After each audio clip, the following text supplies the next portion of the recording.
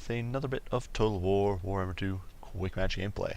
This time around we are playing as the Lizardmen against the Empire in one of the final sort of unit rundowns that I really wanted to go over after this last patch dropped, because for those of you who don't know, the Krox did actually take quite a bit of a buff. They got a 15% physical resist as well as, I do believe it was plus 16 HP per model. And incidentally, I just read it up as Lizardmen. My opponent chose an Empire, so basically a perfect sort of situation to test out Krox, because Krox are a decent unit in this matchup, in my opinion. Going over the rest of the build, you can see, once again, I've got the anti-large duo here. I've got a good old Kroq on Grimlock with Sacred Spawning of Zodal, as well as Swiftness of Eitzel, just to keep that vigor and mobility up. A Sarskar veteran with the Plaque of Dominion, which does provide a leadership debuff. This can be pretty good if you're just trying to nuke a unit's leadership down, force them to rout quickly, especially against Empire, which tends to have a lower leadership in general. In our front line, we do have two Chameleon Skinks Vanguarded, ready to kind of harass, and if my opponent has some Outriders, get some easy pickings.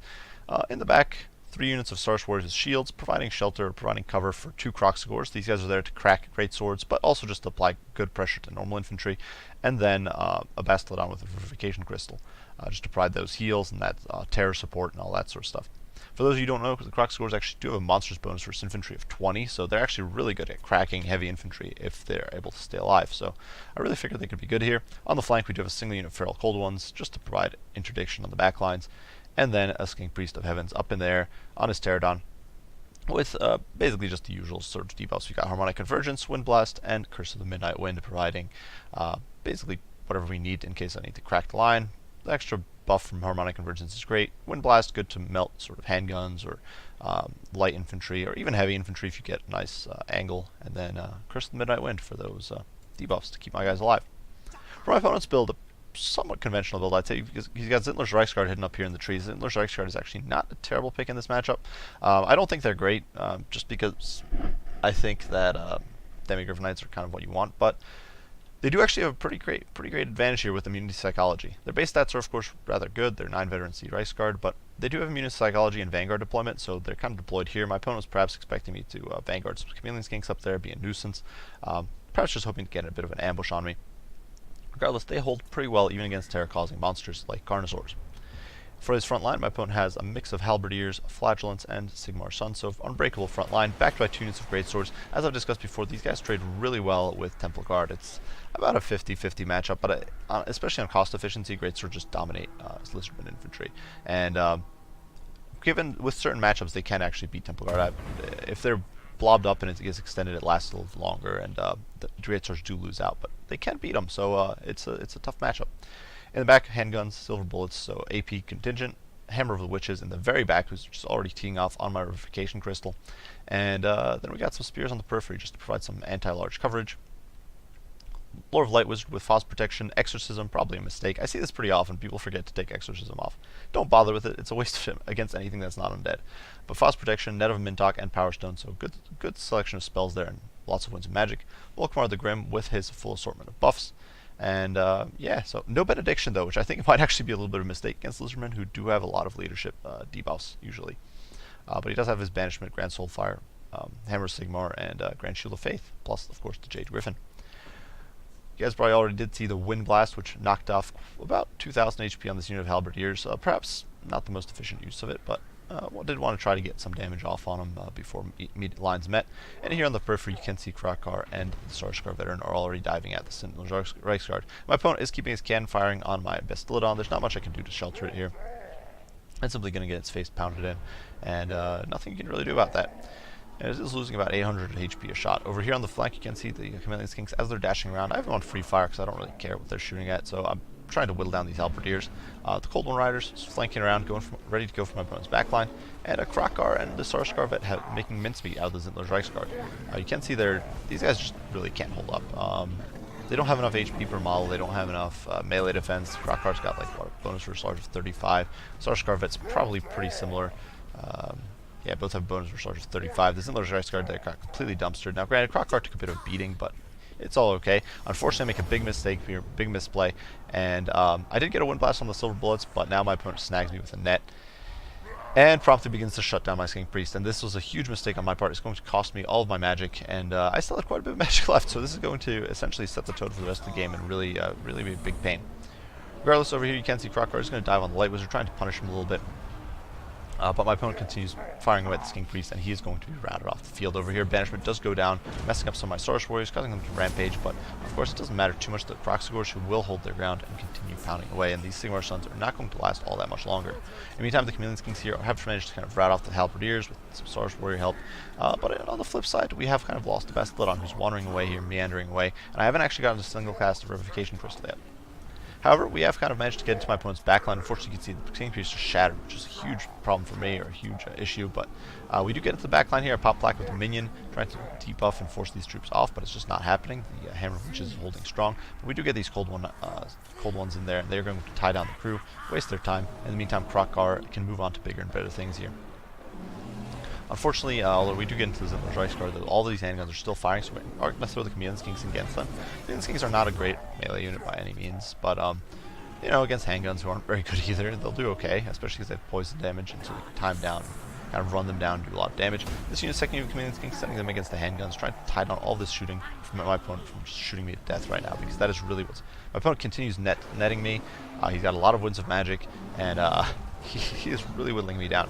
Unfortunately, the front line is not going anywhere near as well. Now, granted, you can see the balance of power is already decisively in my opponent's favor. It's already about 5% in his favor, which I consider decisive. But here in the front line, you can see we get a Revocation Crystal on the Kroxigors. You can see the Saurus Warriors here beating the snot out of the Sigmar Suns, and these Great Swords will not do well at all against Kroxigors. They'll just get cleaved through really quickly, and they're not having a good day at all. If we look, you can see the Kroxigors just looking pretty. Look at those handsome alligators. But he just chopped that guy down. But we do have Saurus Warriors coming back, rallying on the periphery. The Halberds are just breaking. And although my opponent is doing his very best to shut down Kroq, Volkmar just can't duel. He's not really meant to fight lords like Kroq, or units like Kroq or Saurus Scarvet. So I'm kind of able to run amok, do whatever I kind of want, and just pile through the infantry here. My opponent's cav is essentially gone. Zintler's Reichsguard does actually rally here on 6 models, but he doesn't have much cav left. And so Kroq and the Saurus Scarvet are kind of doing whatever they want. Now, granted, my opponent does get a net of Mintok here on Kroq, but I pop a Cold-Blooded to heal him, so he'll be able to tank through, especially these whittled down silver bullets who are under health models, and these handguns who are down to about 2/3. Unfortunately for me, though, you can't see the balance of power still in my opponent's favor, and although we are able to like mop up these great swords, and we are able to slowly but surely chew through these great swords over here, things aren't going too high. You can see the Zintler's Reichsguard here messing up the Chameleon Kings. I don't order the Chameleon Kings to disengage because I just want these guys tied down. I don't want their mass being used against me. Over here, Kroq with Cold-Blooded still procced is just piling on, trying to get into these silver bullets and tie them down, while I push the Saurus Scarvet into these handguns.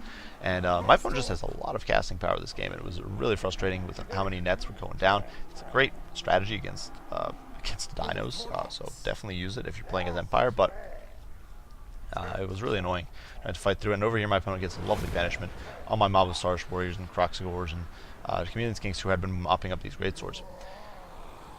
Unfortunately for my opponent, though, these great swords were routed off. These great swords over here not having the greatest of times either. They have been routed and they're fleeing from the field. Over here, of course, with the Kroxigors rampaging, I can't really control them, and unfortunately the Bastillodon here is actually going to get routed. It does tear out the Hammer of Witches, which is good for me, but it itself is going to get pounded on by Volkmar. And I do believe it's actually going to rout. He's actually going to break here to the silver bullet fire. So he breaks. He's not going to be coming back. And I've lost my Revocation Crystal, having gotten about 2 casts out of it. So that was a big problem for me this game. I was losing units that I needed for abilities or spells. And you can see the last Revocation Crystal did go down to these Kroxigors, but I got like 2 casts out of the Rev Crystal. And I don't even think I got all of my Cold-Bloodeds off. In retrospect. Over here you can see the Saurus Scarvet once again being netted as I was trying to push into these handgunners to tie them down. And that means the Saurus Scarvet will be seen off the field. My opponent's casted like 3 or 4. At this point I think he's casted 4 nets, maybe 5 nets throughout the course of the game, so it's been really, really brutal. I haven't really had the methods to shut them down. Fortunately, Kroq does mop up these great swords, but you can see the balance of power constantly throughout this game in my opponent's favor, and it's just shifting more and more there. However, I'm not entirely sure why the balance of power was in his favor, to be quite frank. Granted, my Saurus Scarvet is being escorted off the field. You can see these great Halberdiers will probably rally, but I still have a very healthy unit of Kroxigors. Kroq, despite being badly mauled, can easily dumpster Volkmar and the Light Wizard here if it should come down to a straight-up fight. And honestly, these handguns, they're pretty tattered. You can see, actually, this was a good thing. This kind of shows the Kroxigors' extra HP and their extra missile resist. You can see the guy doing his death rolls there, but oh my goodness, he's getting munching out of that poor State Trooper. Oh boy. But he just swallowed him whole. That is ouch. But The Kroq scores do tear her out there and then promptly route, but the handgun fire probably would have done a lot more to him if these were still the original Kroq scores. These guys would probably be wiped out at this point, so that was definitely pretty advantageous. Over here, I do get my chameleon skinks and these handguns, which, while they're not going to be able to shut him down, is going to buy me time. It forces Volkmar to pull off. It picks off a few models as well, and it forces Volkmar to fall back to help these guys out, which is good for me. In the meantime, I did try to rally my Bastillodon by getting Kroq near him, but the leadership buff was just not enough. So now I'm just pulling Kroq into the fray, popping all my abilities to get him in there closer, because I really need this pocket of infantry to hold. Now, my opponent at this point, and it still shows, you can see the balance of power is actually shifted in my opponent's favor with the chameleon skinks being routed off. I really don't know why. Now, granted, if my opponent was able to get his Hammer of Witches back online, it's probably still 2 guns active. If he keeps his handguns online to use up all their ammo, if he's able to snipe out Kroq, but this Kroq right now is just such a beast, and these Kroq scores are still very healthy. Spearmen are not going to stop Kroq scores. Halberds maybe, but definitely not on a 1-to-1 ratio, but maybe on a cost efficiency ratio. Halberds could, but these spears are just not going to be able to do anything to these Kroq scores, and you can see they're just getting their face pounded. My opponent does pop Frost Protection to keep them alive, which will help, but simply put, at this point my opponent is running out of front line, and you can see Kroq here diving in on these handguns. The only purpose here just being to shut them down, prevent them from firing, before promptly turning away from Volkmar, ignoring the Volkswagen, and diving into the back of these spears with the intent to break them if possible. You can see I've disengaged some of my troops, my chameleon skinks, and my Saurus warriors to make sure to break off these halberds and chase them off the field. Even at this late stage, when most of the fighting is going here, I do want to get rid of those peripheral units, make sure they don't come back. You can see at this point, the balance of power shifts even further in my opponent's favor, and I really don't understand where this is coming from. I think, although there was supposed to be a fix for balance of power in this last patch, I feel like it's actually gotten worse. Maybe it's just me, but I do feel that balance of power is actually dropped in its fairness or balance or whatever you want to call it. And Beastmen, for example, I've seen, I think it was Dov's plays videos, and even in my own personal experience, they have ludicrous chances to win. Here you can see my opponent has a really good chance to win. I don't really know why. It's probably overvaluing Volkmar for being so healthy. But you can see my opponent is trying to be sneaky here, swing his Hammer of Witches over to the flank here. But in the meantime, of course, these Kroq scores don't really care too much about Volkmar. The Light Wizard can't do much to them at all. They're going to beat his face in pretty bad, especially with the Saurus in there. My opponent popping all his buffs he can to keep this guy alive, but it's really just not going to happen, and the poor Light Wizard does completely rout.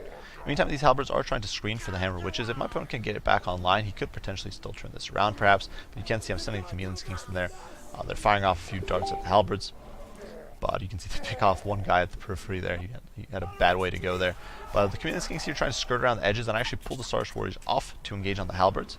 And you can see the Hammer of Witches here being completely broken, routing. And at this point, my opponent is reduced to Volkmar. You can see suddenly the bounce power just completely shifts as Volkmar is getting dumpstered by good old Kroq there. Really, in this sort of duel, Volkmar stands no chance. Even if with Hammer of Sigmar, he just does so little damage per hit. Kroq keeps up his strength or vigor pretty well with his abilities, and he just doesn't stand a chance. So, definitely some major misplay on my part. I got way too greedy with King Priest and lost him to handgun fire very early in the game, and that nearly cost me the entire game. Usually you want to keep your magic alive. Sort of mistakes like that can cost you the game. It very nearly did here.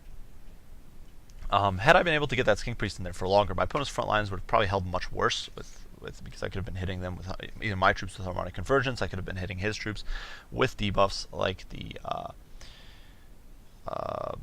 Curse of the Midnight Wind. Similarly with the Refication Crystal, if I'd been more on top of keeping it alive, I could have probably, instead of pushing into the front line, keeping it in reserve a little bit, using it to juke around and provide more heals, I could have probably gotten more value out of the Refication Crystal, made that ending much more decisive in my favor. So I think a lot of what happened here just came down to my misplays. But I do think it showed that the Kroq scores, first of all, Kroq scores are amazing. Like, against Empire, Grand Empire can bring a lot of shooting, but the problem is all that shooting isn't going to do that much if your Kroq scores are not their primary target. Now, and when they do get targeted, you still have that 15% missile resistant extra HP to fall back on now, which is really nice. I think it made a big difference at the end of game, where my Kroq scores held out just that little bit longer, where normally they would have probably fallen apart. But I do think Kroq scores are a great unit in this matchup. I don't think they're that bad of a unit in general. A lot of people kind of beat up on Kroq scores, say they're not very good, but I think they're a pretty solid unit, to be quite honest with you guys.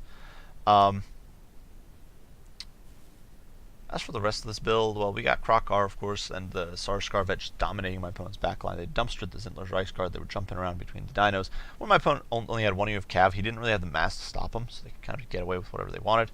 In the front line, the Tsar's troops obviously beat Empire State troops handily. You can see the Halberds, Flagellants, Sigmar's Sons had an absolutely terrible time of things. Even the spears didn't do too hot. Honestly, only the great swords did okay. And even there, it wasn't amazing. They still got run over. That's the difference with Kroq scores. Kroq scores will still let you run these guys over.